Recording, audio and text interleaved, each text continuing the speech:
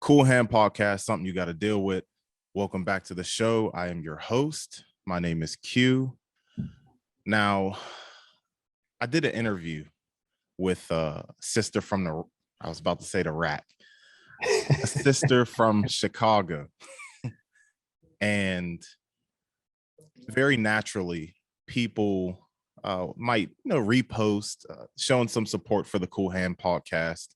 And sometimes I'll inherit. This is what I call them, inheriting followers.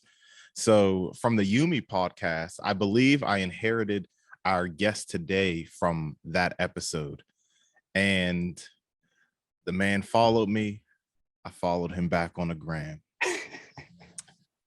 I check out his page. I said, dog be dressing.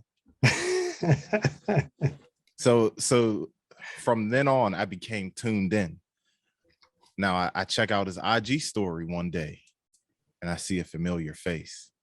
I see a sister from up here on his screen. It was like a Zoom screen, her and her husband. I'm like, oh snap, he knows such and such. I hit the DM. I say, hey, she's in your congregation. Oh, she's from up here. I've been around. And we got to chopping it up from there. And this is how our guest today and I had connected, and we set something up, and I'm glad to have you on. Please introduce yourself. All right, a lot of people don't know my real name. My real name is Christian Pulai, otherwise known as Peezo, Peas_O on Instagram. That's me. I'm Peezo. Peezo is really in the building today. I want to give it a little thing for anybody who's watching. This is a very weird angle. I'm going to acknowledge this angle. This is very weird. In real life, it is not that bright in here. But with this webcam, I don't know. It just makes it look like I'm in the heavens. So I switched it up real quick. So for everybody, just look at Chris. This interview. Don't look at me because this is very strange. But I'm not. We're here now. So a Christian Poulet. Am I saying that last name right? Okay, it's Pulai. Pulai. I'm sorry. Yeah. No, it's all good. It's all good. So Pulai. Where is that last name from? So it's actually French. My father is from Haiti. So yeah, of course, the French they took over Haiti. So a lot of the French, you'll see it now. If you see a French name, and the person is Black, you might want to say Haiti, some parts of Africa, old school stuff. Gotcha. Now, do you speak any Haitian Creole or Haitian? Now, is there a dialect excuse my ignorance, is there a Haitian French? Okay, so Creole is basically it's like broken French, but it has hints of Spanish in there. And it's not necessarily, I don't think there's such thing as a Haitian French. If you go to Haiti, like, they're taught French in school, but pretty much people in Haiti, they all speak Creole to each other. Okay. They don't really speak French to each other. That's the learned language that they learn, French, but and English as well sometimes, depending on the schooling that they get to have or are able to afford. So yeah, I wouldn't say that, but in answer to your first question, no, I do not speak Creole. I don't. Yeah. There's a couple. I used to live down there for a little bit, and I was in North Smyrna Smyrna congregation. Okay. And there was a couple of sisters who did speak Haitian Creole, and I always thought it was cool. Like, you hear the little hints of French in there, and that's what I picked up on. Took French in 7th grade, and I always thought the language was cool. Even another young sister, I think she joined the Haitian Creole group in her area. So shout out to you. Shout out to the Haitian people out there, Haitian Creole speaking people as well, those who dibble and dabble in the language. Now, I want to know all about you today and all about the creative things that you do. If people are watching on YouTube today, you can see the clothes in the background. You can see the shoe boxes. You see the flyness on our guest today. And that's what we're going to get all into it. So let's talk about your upbringing first. We have a little piece of your of who you are right now, but where are you from? So I'm originally from Brooklyn, New York. Borough. Technically, we call we. I used to say that I'm from Brownsville. That's kind of a rough part. You mentioned Brownsville, they think, oh, you in the hood, and it is the hood, yeah. Yeah. But I'm like literally one street over from I think Flatbush, so it's like I'm like right on the border of Brownsville and Flatbush, I believe. So yeah, that's where I'm originally from. But I moved to Georgia when I was 10 years old. So yeah, that's where I'm originally from. Okay, so Brownsville, I've heard of Brownsville just because if you listen to hip hop, you listen to people like Nas, you might hear Brownsville. Yeah. You, I know the battle rapper Math Hoffa, he's from Brooklyn. Brownsville, John Wall. There was this infamous video of John Wall banging blood, and he was apparently in Brownsville, New York. It was it was an infamous video. I thought it was like hilarious. I'm like, you got John Wall up here in the hood banging. But and then you say Flatbush. People might know Flatbush Zombies and a lot of culture over in New York. I'm sorry, I'm choking on this smoothie. But so you moved to Atlanta when you were 10. What was life like from everything you remember growing up in New York? New York, man, to be honest, the memories that I have there, the positive ones are just my family all being there. My grandma owns an apartment complex, and that's where we lived for a long time. But with my parents separating for a little, me and my mom, my brother, and my sister, we moved to Canarsie when I was around 7, and we all stayed there for a couple years. And then from there, my dad asked my mom, "Hey, do you want to start over in Georgia?" And that's how we ended up here. As far as memory, I just remember school and my cousins and my grandmother. Other than that, my mom kept us in the house. She kept us in the house, so I didn't really see too much outside the block and the little pizza shop on Church Avenue, the toy store on Church Avenue. That's pretty much as far as my memory goes, because it was just school and my mom did not play about us, so she kept us inside. That's understandable. If she want to keep you out of trouble, keep you out the streets, then you're a young boy anyway. Like when you're 10 years old, what, third or fourth grade, something like that. So in the transition to Georgia, so you've been there ever since. So what was life like from 10 years old on in your childhood growing up in Atlanta, Georgia? Oh man, it was rough, man. Coming here from New York, like I wasn't really outside like that, but I've been bullied a little bit growing up. I was real small, real skinny. Still am skinny or whatever.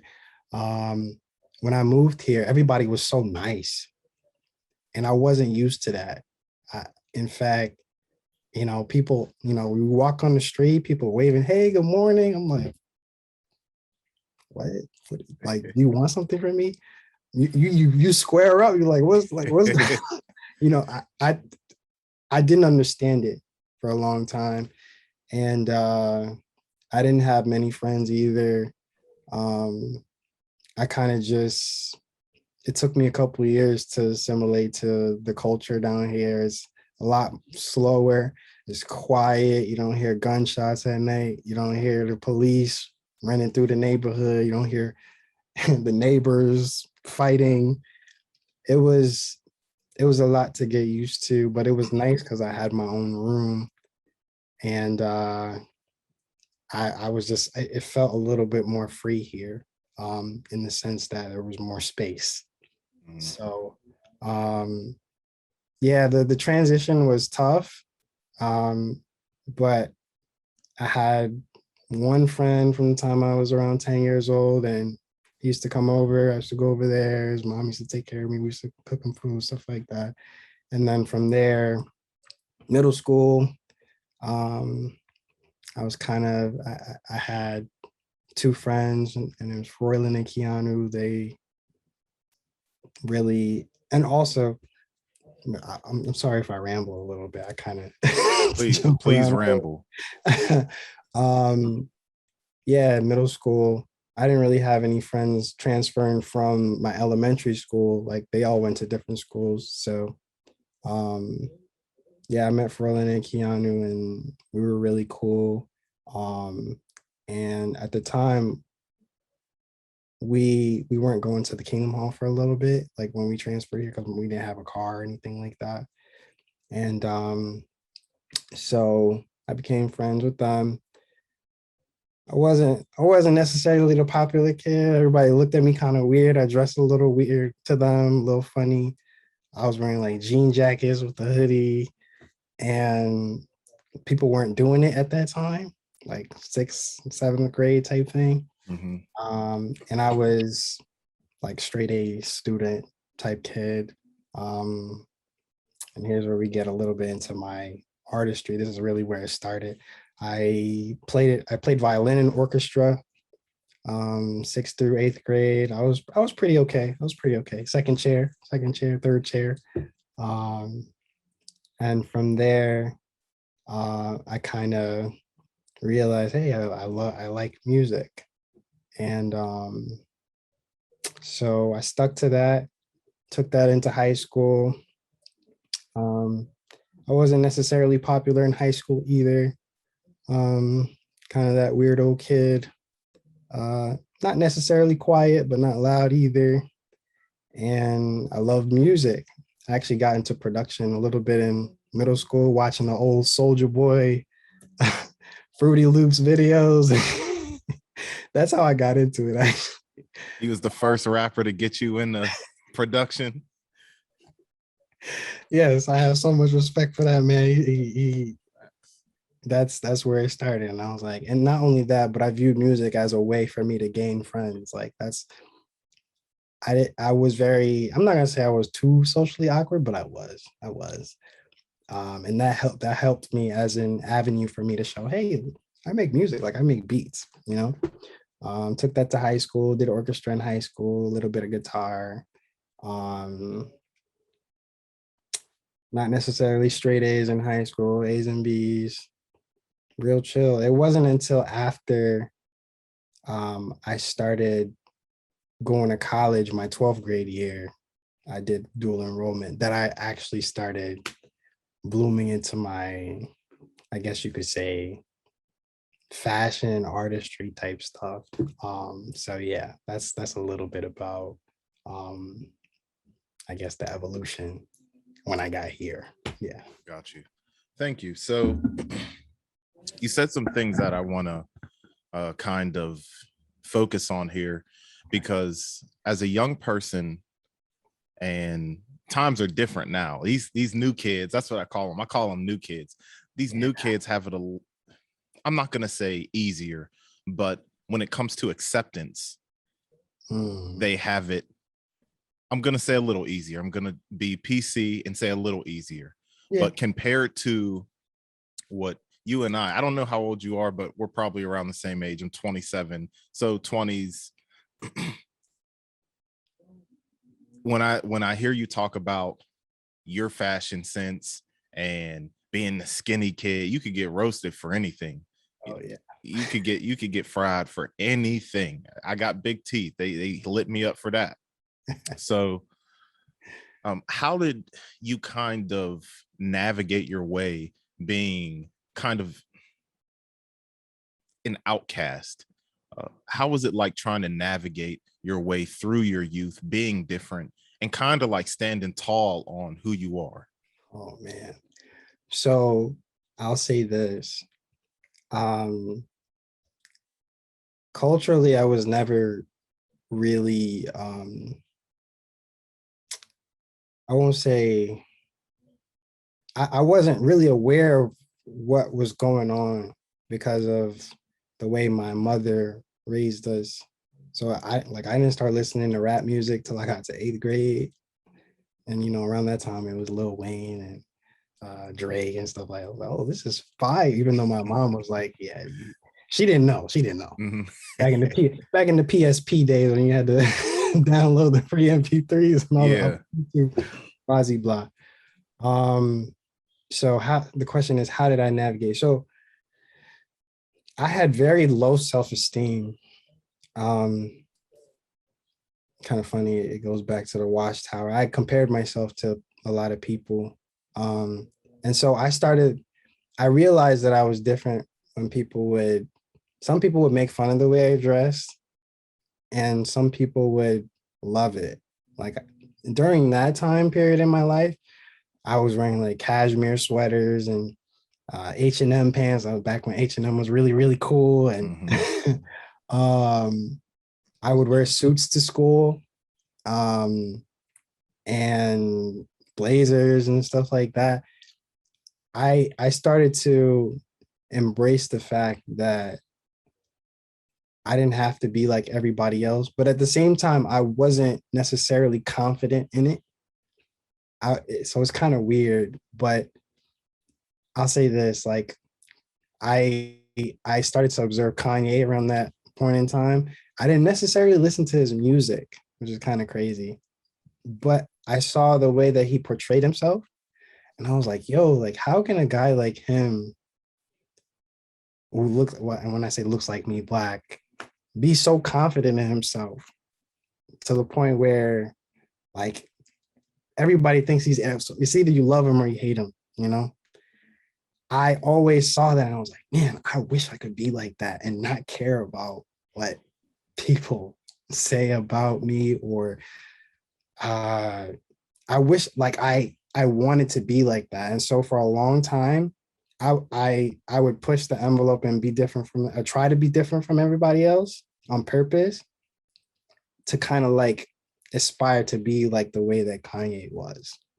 And so I wasn't necessarily confident, but I was like, listen, if I give off the energy that I am, then I am. And of course I was fooling myself.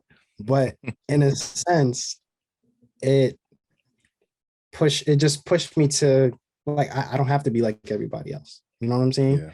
So that for a long time helped me to kind of ward off.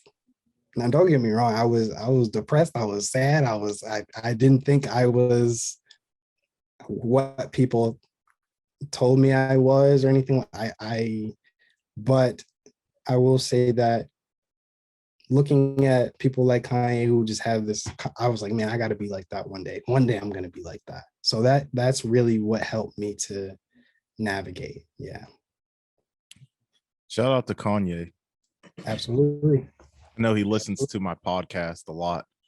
I got all sorts of famous friends, but no, yeah, Kanye West is huge inspiration to a lot of people in many different ways. It's nice to hear, specifically musically to a lot of people. And then in the fashion game as well, Kanye was always different. He came in with the polos and Louis and backpacks and polos.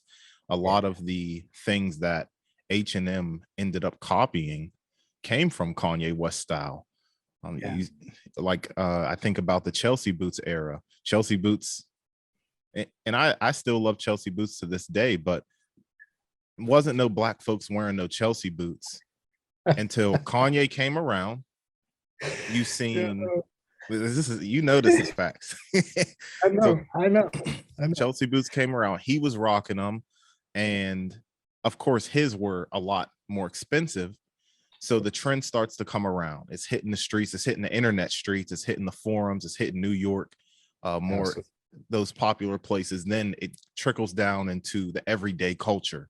H&M selling them, Forever 21 selling them, Aldo, ASOS or ASOS, however you want to say it. A lot of trends and a lot of things that they that people wear is attributed to that man Kanye West. So and that's not a bad role model when it comes to fashion. He done had some nutty things that he put out, but he also knows what he's doing with the fashion. So Absolutely. thank you for sharing that. Now, you talked about some of the creative things, and one of them was the music. What else were you listening to up until you started getting into the hip hop scene? Oh man. Basically what my mom was listening to, like, back when VH1 and MTV were what they were and they played the music videos in the morning. It wasn't necessarily rap, it was All American Rejects. It was Evanescence. It was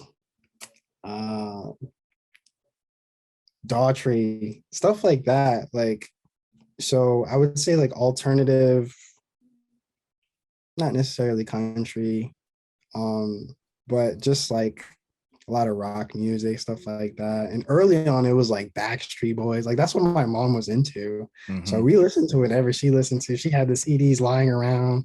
We had our little CD players still, and we would play that old, like all three of us, me, my brother, and my sister, we all have different tastes now. Yeah. But back then, we listened to what my mom listened to, Simple Plan, like that kind of stuff. So up until, like I said, eighth grade, that was my world. Coldplay, um, not just like the mainstream songs, like all that stuff. Mm-hmm. That was where I started. So yeah. And then playing the music as well. It's interesting. Violin, we have a little bit of guitar, and you recently put out a beat tape. And also, what I want to touch on is there was a couple freestyles when we first kind of linked up through the DMs, just chopping it up real quick. And you mentioned you had a couple joints a little earlier on your page, so I checked them both out. So let's talk about the rapping first, because rapping isn't anything you just pick up overnight and you're nice at. So at what point did you start messing around with lyrics? So this was around the time where I was making beats and people were trying to buy beats off of me, but I didn't necessarily want to sell it to them. I felt like they were gonna mess it up. And so I was very, although I wasn't necessarily going through the most horrible things, I wanted to start expressing myself. So I got a mic, and everything that I was rapping about early on, like, was stuff that actually was going on with me. There are no fake anything.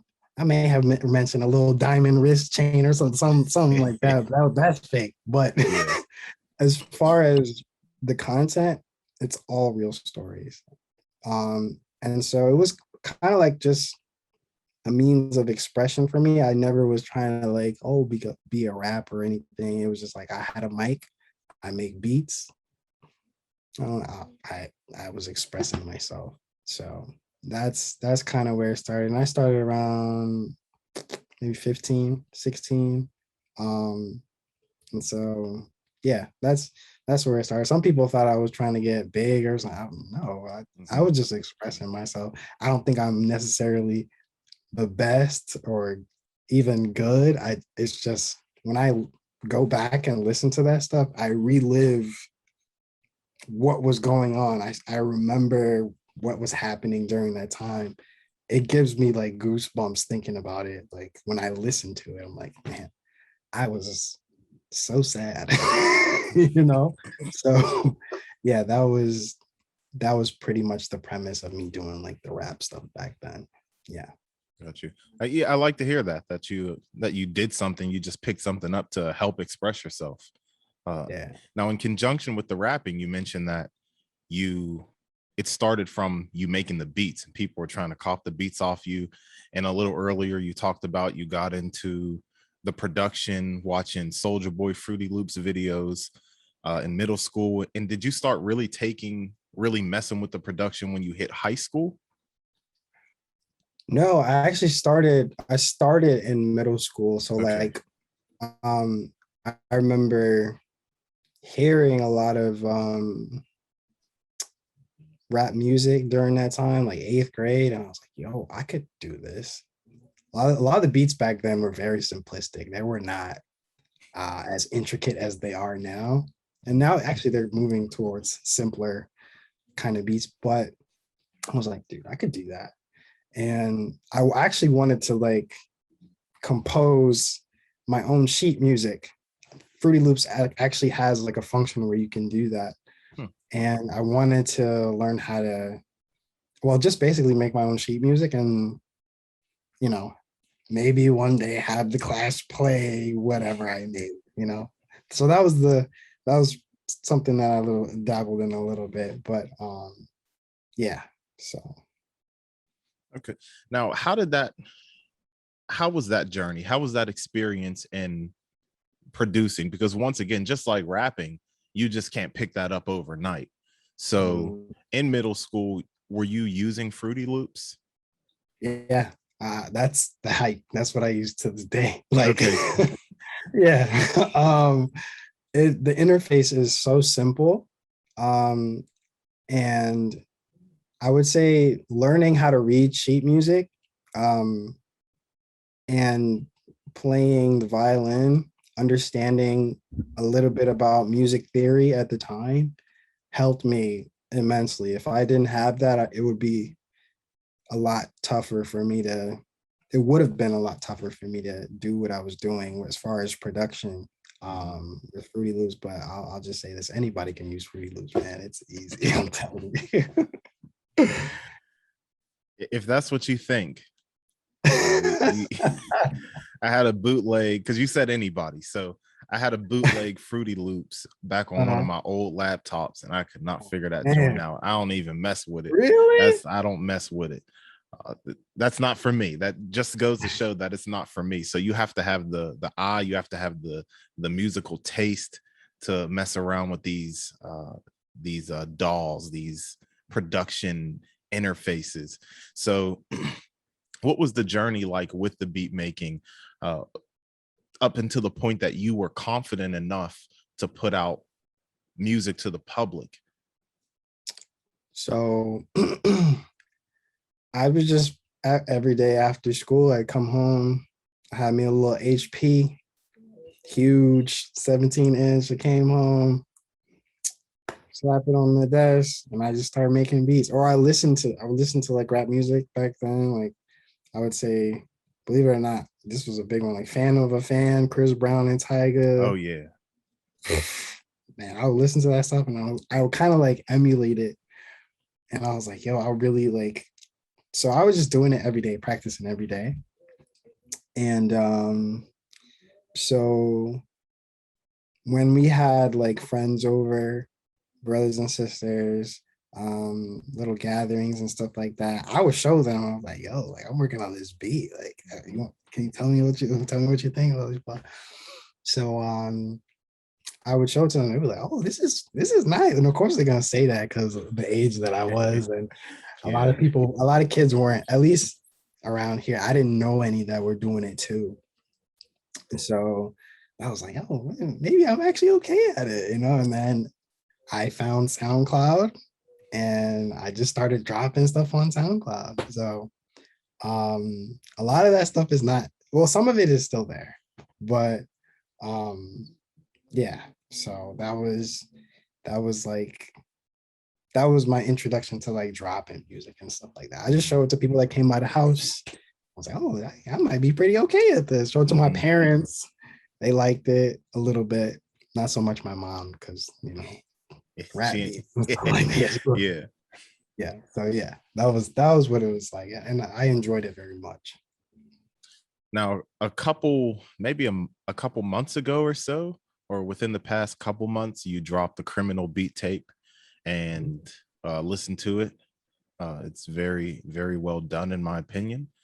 Now, what was the sure. What was the motive, the intentions, the what was the subject of the criminal beat tape? You would imagine it had to be do with being a criminal. You get pulled over at a certain point in the project. So can you talk about the criminal beat tape?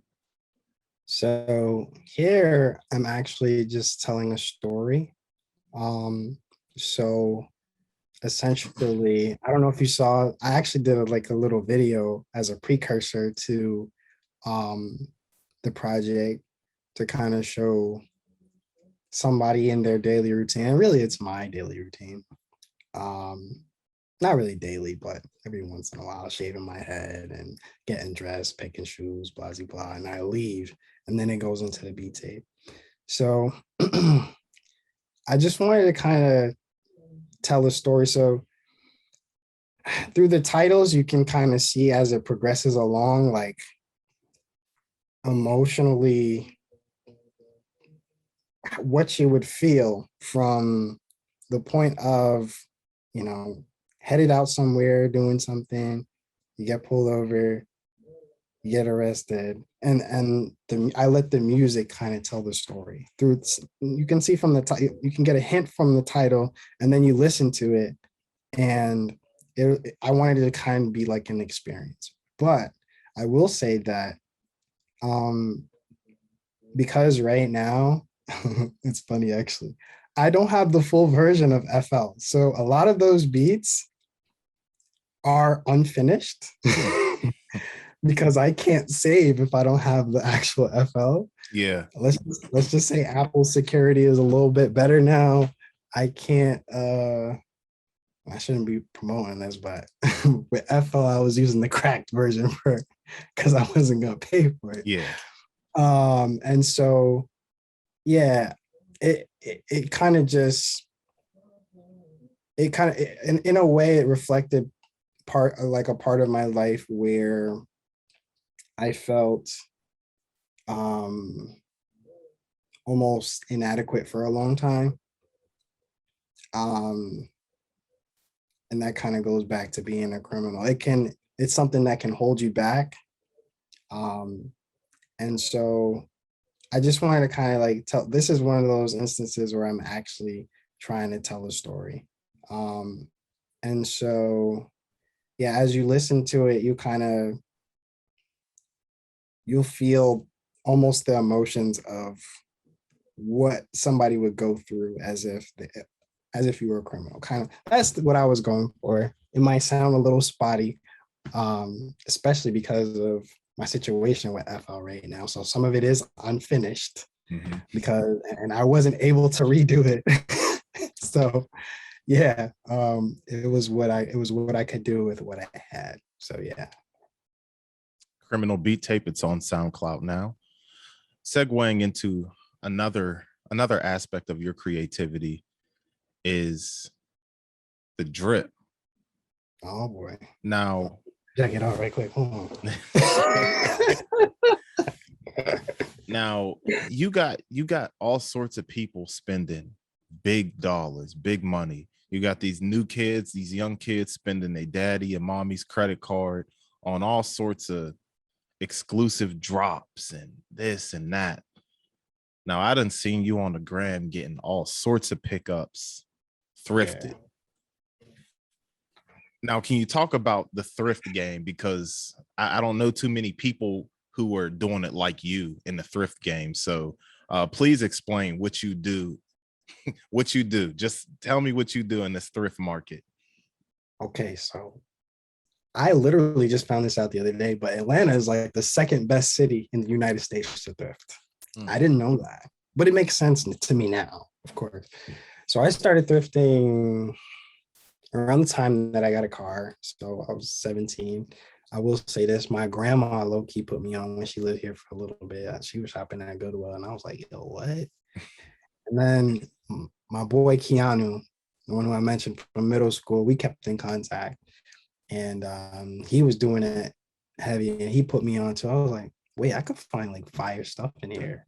So of course I just get my car, I'm 17. college. I'm trying to get fresh. You know what I'm saying?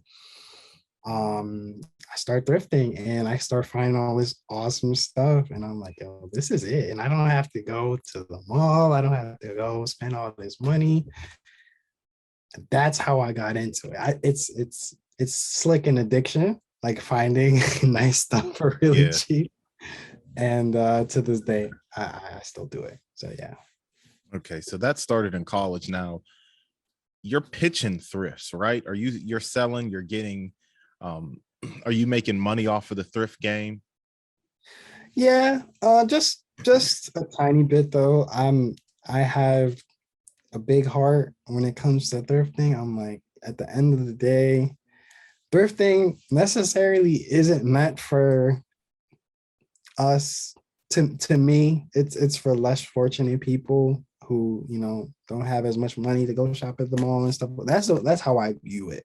Mhm. And so if I find something nice and I wouldn't necessarily wear it or I don't need it, I put it on my thrift page, but I don't sell it for much. Like, especially if it's a friend of mine, somebody that I know, hey man, you want this? Give me 15 bucks, give me 20 bucks. I spent $10 on it, spent $7 on it. So I'm not making no crazy money or anything. As far as if you look at it statistically, numerically, that's a good profit. But um I'm not asking anywhere near market price for stuff. Um, I look at it as a way to help people find dope stuff, you know, and Mhm. I'm more for the people than for the resale. I hate resale. So It's a messed up game. It is a yeah, messed up game. it is. What's your thrift page for people who may not know you and they just want to find something nice that they just can't find? They might live in Idaho and they just don't got it out there like that with the thrift game. So what's your thrift page called? So it's Peezo's Thrift, Peezos Thrift, all together, no underscore anything like that. Peezo's Thrift. And I try to post as often as I can, but I'm gonna be real with you. I be hoarding a lot of the stuff. So when I post, put the post notifications on because the stuff goes pretty fast. So yeah. Peezo's thrift. I'll put that up on the screen in post production. So with the thrift and the thrift game, and you like to find dope stuff, you like to share the wealth. You might find something dope that you can't even rock or that too big, too small, whatever, and you share the wealth. When it comes to the fashion game itself, we spoke on it a little earlier. You always had your own thing, and you look to Kanye West with the confidence and his style and everything. Talk about the fashion game and how you use fashion as a creativity and how your style expresses who you are. Okay. So I a lot of like growing up, like everybody else, my parents dressed me. And honestly, seeing what other kids were wearing, like Jordans and stuff like that, I was jealous because my parents would not go spend that money for me. Like we couldn't afford it, It's you know? facts. Yeah. So I seeing all that, it and then my mom, we going to Burlington, they picking up the yo, I had the I had the FUBU Air Force Ones. Yo, I had I call them the Polo Assassins. Y'all know Yeah.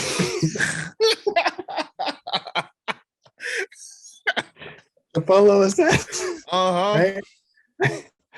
You know, seeing all that, and you know, some people, but the way that I did it, I had a cashmere sweater on. Like cashmere sweaters are not cheap.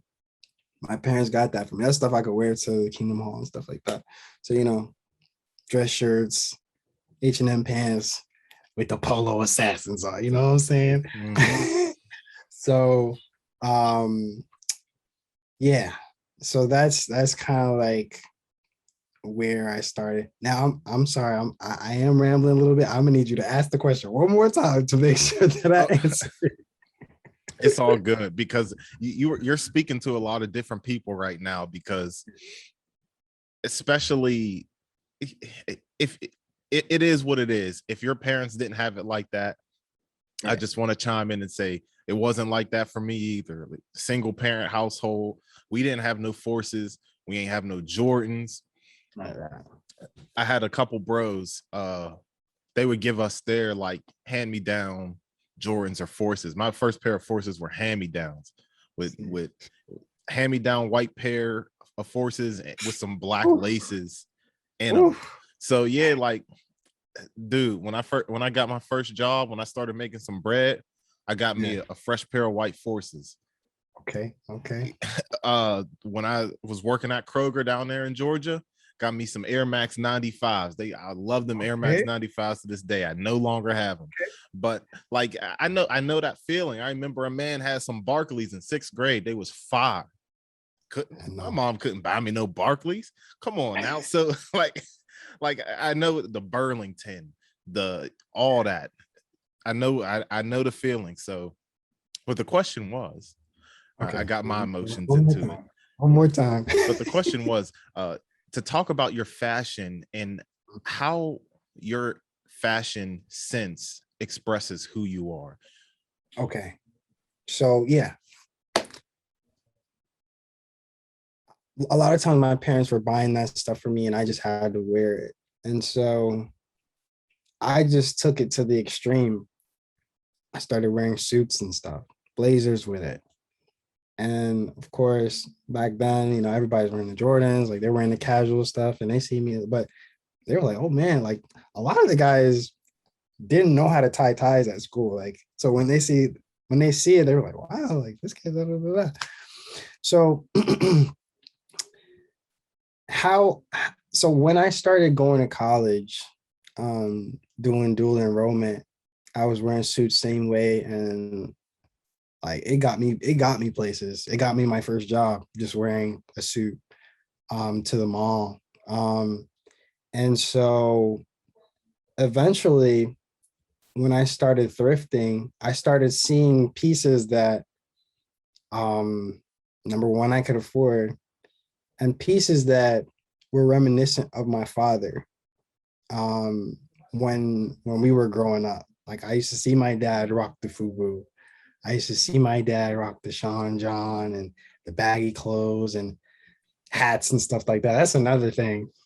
My mom would not let me wear hats growing up because she viewed it as hoodlum attire. So I got older and I'll never forget it. My cousin gave me my first snapback. He lived in New York. He came and visited here. And I wore that thing to death and somebody stole it from me.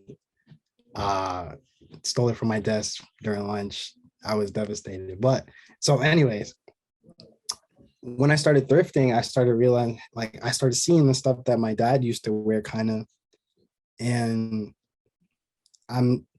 because I never really got to dress like my dad because my mom was like, yeah, no, this is not going to work. I was able to choose at that point. And a lot of the stuff that I wear, like I look at old pics of my father and I was like, yo, my dad was so fresh, you know, like, and that's where it moved from there. And then eventually I start looking at, you know, the jerkin movement, skinny jeans. Oh man, I was the skinny jean pioneer. My parents were upset. I made my own skinny jeans. Like I had some jeans that they bought me from the mall. I got me a needle and thread, made them things skinny. Had to pack them in my backpack, went to school, went to the bathroom, changed into my skinny jeans. I'm jerking in the hallways. All of that. That was another big thing that kind of moved me towards fashion and stuff, like skinny jeans and stuff like that, you know. I wasn't necessarily into bands or anything, but just saying, so let me organize this. So suits, big time. Then I started thrifting. That's when I started getting more into casual stuff. Mm-hmm. And I realized that casual stuff was way more comfortable. wearing a suit all the time. It's hot in Georgia, it get 100 degrees. I was like, yeah, nah, I think I'm done. And so I started wearing casual clothes, and I didn't want to look like I shopped at the mall like everybody else. And so, I saw FUBU pieces. I was like, oh man, this is fire. I got my first pair of Jordans at Plato's Closet, $35, Jordan 5s. And let me go back. My first pair of Jordans ever were Jordan 5s. My boy Omar, never forget you, 5th grade, gave me his Jordan 5s. I grew out of them and I gave them to a kid in 6th grade who needed shoes because he had holes in his shoes. I gave them to him. So Jordan 5s have a special place in my heart. So yeah, suits, start thrifting, casual clothes. I start realizing, hey, like I can wear this stuff, the kind of stuff that my dad used to wear. But I was wearing it with skinny jeans though. Not a good mix. But Yeah. so I started just realizing that, hey, I can wear this stuff now. My mom's not gonna like it, but I'm older. I can wear what I want. So yeah, that's the story. Mm-hmm.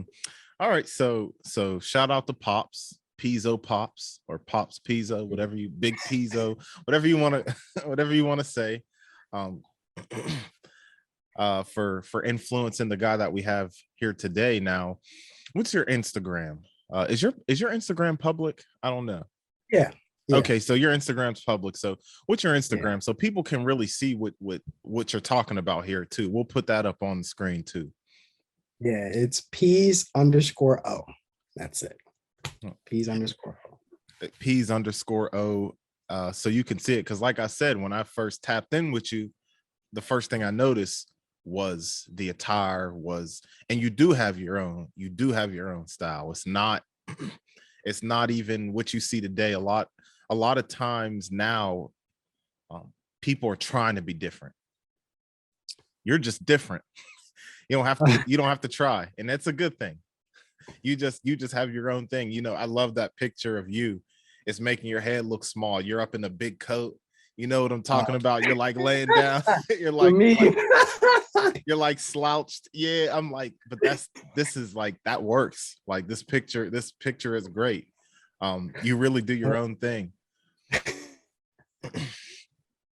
Now, I'm gonna segue into what you got going on that we talked about a little earlier before we started recording the podcast.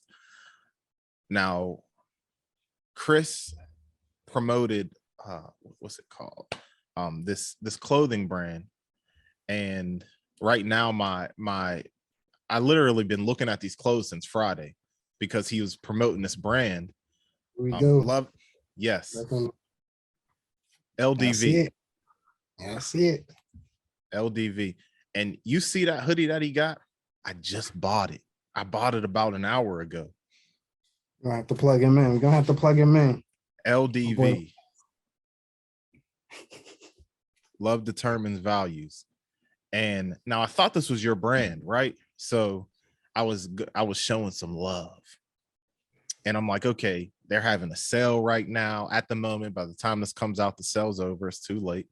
But they're having a sale right now. And I'm like, all right, we're about to interview. And sometimes when people sell something and I interview them, I like to have like what they're having to offer, and talk about it, wear it, put it on the gram, that type of stuff.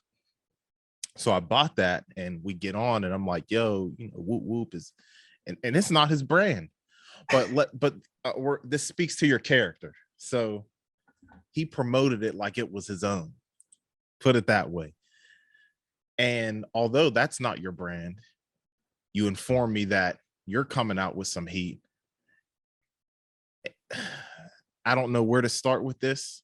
So where did this come from? Because you have your own fashion, but now you're about to pitch us some drip. What's up? Okay. So shout out to my boy Lance. His Instagram is ldv.company. That's his photography business. And his Instagram for his clothing brand, where I just display those pieces. Love determines values. Lance, that's my guy. that's my guy. That's my boy. He told me, hey man, I'm coming out with a little clothing line. His main thing is photography though. But he always wanted to do a clothing line. We actually talked about it years ago. I remember out in service with him and he told me, hey, I want to do this one day. And I told him about mine. Like I wanted to do one too. Back then we weren't as close, but now we're close. During the pandemic, we got really cool. And so he told me, hey man, I'm doing a brand. I want to use you to model the stuff. You got the fashion stuff down pat. Shook hands on it. And I was like, all right, let's do it. So I bought all four of the t-shirt colors. He provided me with the hoodies. And during the time that he was dropping this stuff, I was going through a lot of changes as far as my spirituality and my mental attitude. And the message just really spoke to me. Love determines values. And so what I love about it is innately, you can't see anything negative in that message. And you can attribute whatever you've learned or whatever you've been through. And for me, like it just meant so much to me. It made me going through what I went through. I was like, man, this is amazing. It's powerful, 3 words. And it has so much meaning to me. So I told him, I was like, listen, I'm gonna be rocking this stuff, bro. I don't think he realized how hard I was gonna go for it. And I rep it like it's my own. And mostly because I love the message. And so one day, after we're done doing a photo shoot, he drops, people buying his stuff. We're talking, and he's like, hey, man, I'm disappointed in you. I'm like, huh? Disappointed in me? What for what, man? What's going on? And he was like, dude, you need to start a clothing brand. I was like, what? He was like, yeah. He was like, dude, this is your lane. Like, and he's like, and he was telling me, he's like, if you need help, I'll help you along the way. Like you need to get this started like right now. And that really touched me. I'd always wanted to do one. I have a name already from 3 years ago. I had my brother sketch me out a little brand name. I was like, you know what? I'm gonna do it, right? And so that's where it gave birth to my brand. I can't speak on a name just yet. I want to keep it all confidential. I don't want it to be a surprise. I want people to see what I can do. And so that was like the birth. So shout out to Lance. That's my boy. I gotta plug him in.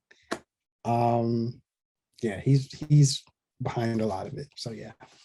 Shout out to Lance. I can't wait to get my LDV hoodie because your sound went out. Yeah, that was strange. I just had a notification that my microphone wasn't working. So let's get back to what we were talking about. Shout out to Lance, as I was saying, and like I said, I can't wait to get my Love Determined Values hoodie. I'm gonna be rocking that. I'm gonna post it up on the gram. Shout out to you and everything that you do and helping out my man Peezo today. So when it comes to your clothing brand and everything you can say about it, what's the goal with your clothes? What's the intentions behind what you're doing with your fashion brand? Okay, so over time, I've been able to, through the transformation that I've had since the start of the pandemic to now, my values have changed. What my attitude, my spirituality has all grown. And so with my brand. So I spoke a little bit about this earlier. I I kind of I'm weird, man. Like I'm an outcast, low key. Now I'm not one of those. I'm not gonna be one of those brands like, oh, be weird. Don't like to me. That's kind of eh. There's too many brands like that. So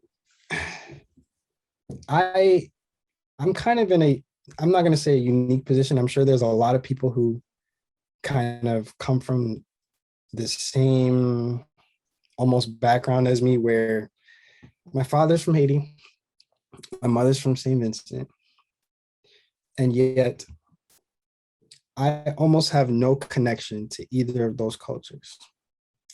I don't speak the language. I don't get the jokes all the time. Sometimes I do because my dad is Haitian, but uh, I classify myself as an American kid. But as far as culturally, whether it be American, Haitian, Vincentian, where my mom is from, I'm not fully acclimated to any of them. And part of it is the way that I grew up. Some would say very sheltered. Yeah, I guess you could say that. Culturally, like I slick live under a rock. Like I don't be knowing what's going on. Like I have studied bits and pieces, but as far as exposure, like actually seeing it, whether it be music, listening to it, food, I haven't been exposed to a lot of things, and I'm 25. And so there's a lot of things that I haven't explored yet. I've never traveled anywhere. I've been to New York. I live in Atlanta. I've been to Florida once when I was a kid. There's a lot of things that I just have not been exposed to. But a lot of people see what I do and they think that because I do all these things, that I'm well aware of the culture. Now, through schooling and stuff like that, I know bits and pieces. I can give you statistics, I can do all that. But as far as being actually exposed to a lot of like just culture in general, I'm not very, not gonna say I'm not into it, but I just haven't been exposed to it. And so my brand is gonna represent kind of like, I don't identify with my parents' background. I'm more towards American, but I just I don't feel like I'm a part of it. You know, I still feel like an outsider. And so now with the transformation that I went through, I'm willing to go explore those things. And so I've been able to explore a lot of cultures through fashion. I look into a lot of Japanese stuff like the denim, how they've taken pieces of American culture and kept true to the way that clothes were created back then. Through mediums like clothes, I can peer into other cultures. And so I'm going to utilize that through my brand. Now, first, I'm going to start with accessories. I'm just going to say that right now. Start with accessories. So it won't be anything too crazy. But my goal is to kind of create a space where people who maybe don't identify with the background that everybody would think that they would identify with, they can have a piece of clothing that comes from maybe a culture, maybe that they know of, don't know of, or incorporates pieces of that culture into it. Whether it be the origin, like the way, like the methods that it was created, or where the style came from, the time period. That's what I want to do with my brand. So it's going to be like a space where I know several people who can kind of relate, you know, like people look at me, they look at my last name. Hey, oh, you're Haitian. Then they start speaking Creole to me and I'm like, don't speak it. And then they're like, oh, they're disappointed. And I'm just like, but so yeah, that's kind of where I'm going to take it. I haven't consolidated the mission statement just yet, but that's going to be where I'm going to revolve my brand around. And hopefully I can really incorporate the fact that I was born in New York, but really don't know nothing about New York. I live in Atlanta, but really don't know anything about Atlanta. But it's all shaped who I am today. Some people may say I'm different. I don't really feel that way. I just like dress different from people here. In New York, I kind of fit in low key, but I don't know anything about New York. So it's weird. I'm like in this weird space, I would say. So sorry for the roundabout explanation, but like I said, I haven't consolidated just yet. Yeah. That's fine. What goes into starting a clothing brand? Like what type of work goes into that? Okay, so first you have to have the name, to me. And so I had already created the name a couple of years ago, and I can't wait. Hopefully one day we can do this again and I can explain. Absolutely. Probably in a shorter time span. I'm a talker when people ask questions. Otherwise, I'm not really.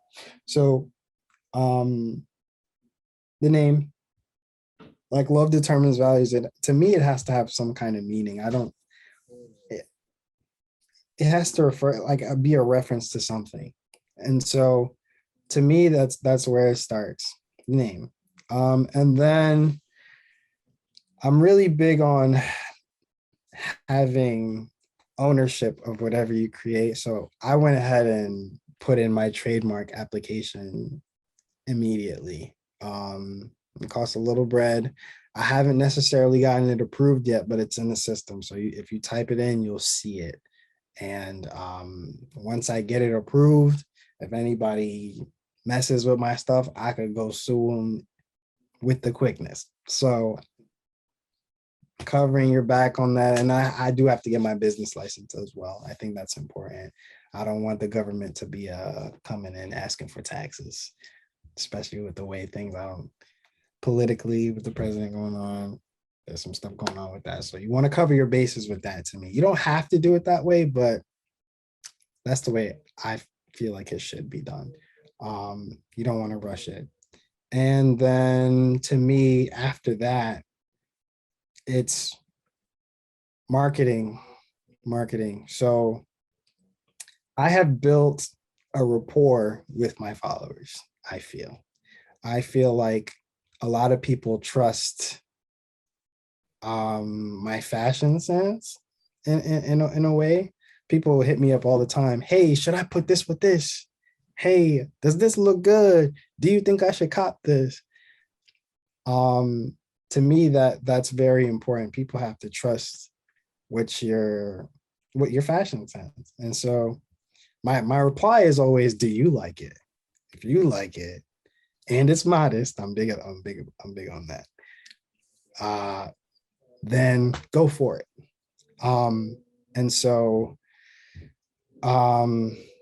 marketing. So being able to have a following, people that trust what you have going on, to me, and I think I have that.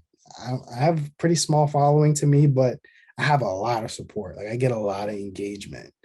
So that's huge. And then lastly, whatever you put out, make sure it's quality. That I'm big on quality. That's why I thrift. A lot of times the stuff you find at the thrift, you can find higher quality items for cheap, as opposed to going to the mall. They sell you it at a premium price and the materials are not so great because of where we are in the stream of time with big manufacturers. They got to cut down costs. So make sure you deliver, and then make people with the product that you're giving out, make people feel special. So I'm going to be putting a lot into the presentation. Yeah, so that's that's what I would say goes into it. When it comes to the designing of the pieces, how does that work? What was your thought process into making these pieces or accessories that you're going to be eventually coming out with? So for me, you know how let's take the Yankees symbol, right? You see it on a hat. Man, it is timeless, man. It's so simple and it looks so cool. It's inexplicable. I can't explain it. It's a staple to me. Like, so my biggest thing is things that last a long time, and that starts from the quality, the build of it, the materials. My stuff, my accessories they're going to be things that last a long time, and that's going to be the premise for all my pieces as far as the build, materials. That's my biggest thing. I like things that last a long time. That's why a lot of stuff that I wear is vintage. This shirt is from 1989 and it's holding up like amazingly in comparison to the stuff that you might get at the mall.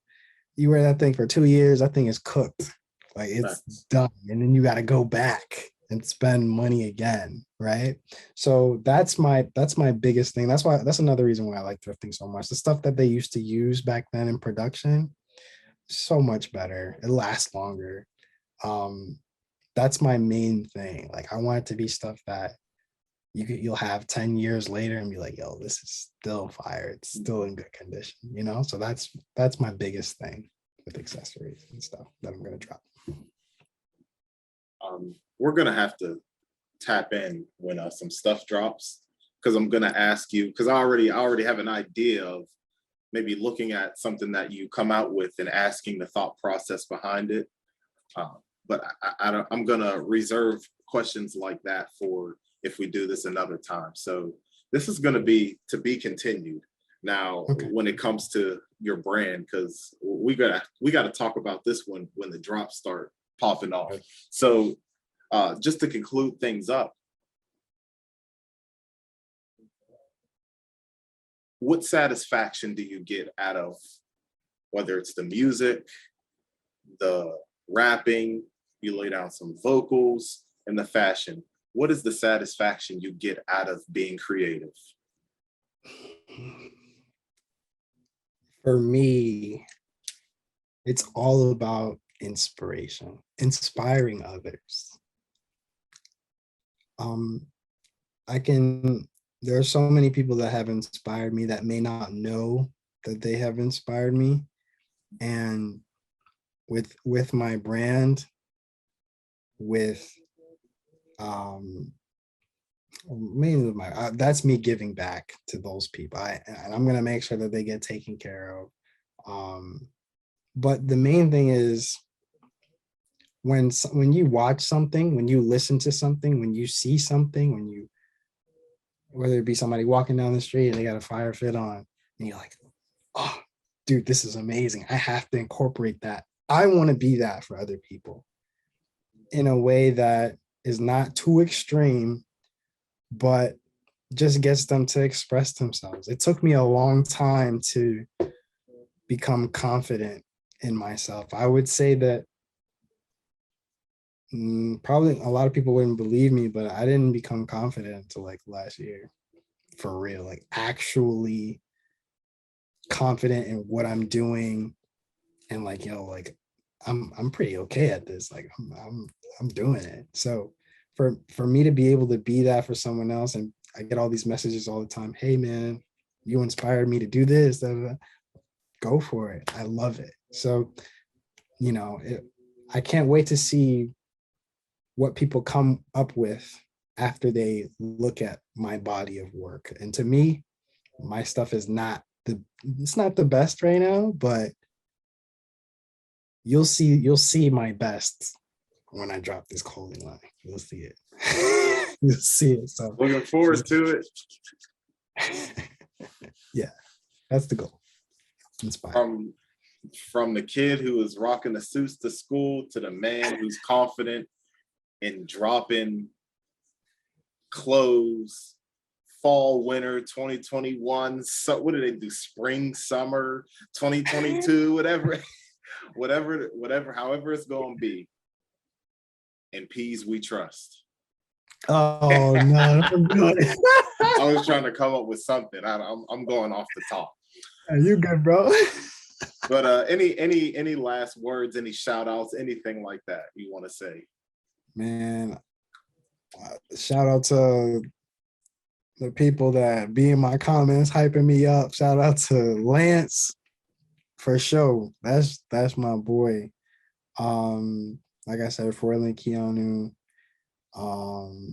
My parents, even though they don't exactly love everything I do, they're gonna see. My congregation, East Jonesboro. I would mention some more specific names, but they might not like that. So I understand. No, I understand. Yeah. Yeah. Shout out to everybody. Chris, thank you for coming on today.